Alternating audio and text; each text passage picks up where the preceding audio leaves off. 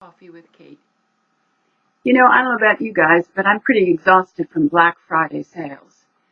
But I was thinking about that on the way home that night, thinking, why do we call the first day of Christmas shopping Black Friday? It's a kind of a subliminal message of how we really feel about giving gifts, especially to those we're not too crazy about giving gifts to. It reminded me of the time, going back maybe 10, 15 years ago, and my first book had come out, and I was doing pretty well financially.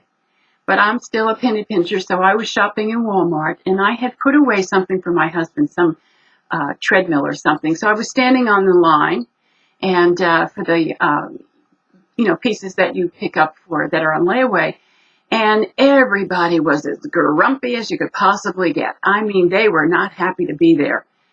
And the people that were checking people out were just as nasty to them. It was just not a good place to be.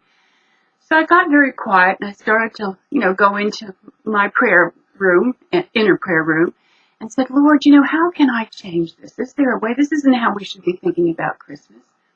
Be careful what you ask of him. Because all of a sudden I turned to my right and I noticed a woman who was up talking to the clerk saying that I don't get paid until Friday and I have to have all the money in for my layaway by Thursday. Could you extend it one day? Which was for me a very reasonable request, but apparently not to the clerk, who just berated her. You know the rules, why are you bothering to ask, da-da-da-da-da-da.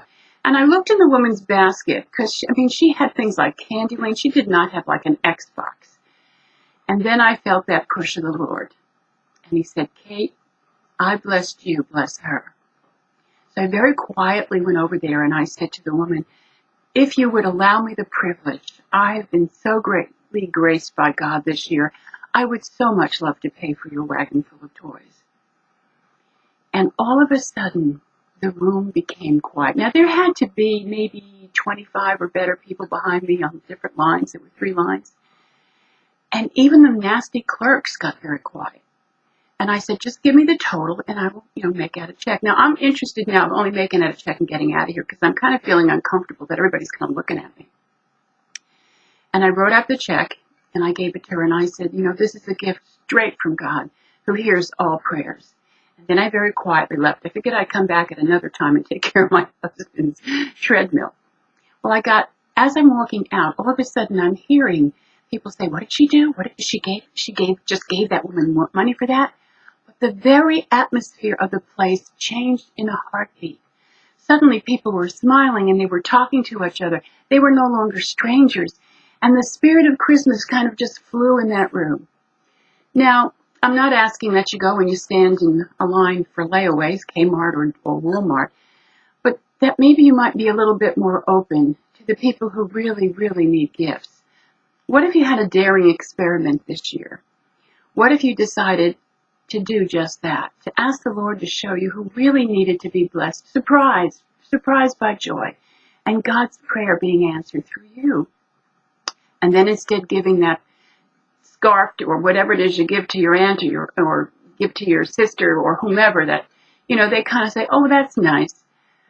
And just simply write them a little note saying, the gift I were to give to you has been used for a much better reason, a greater reason.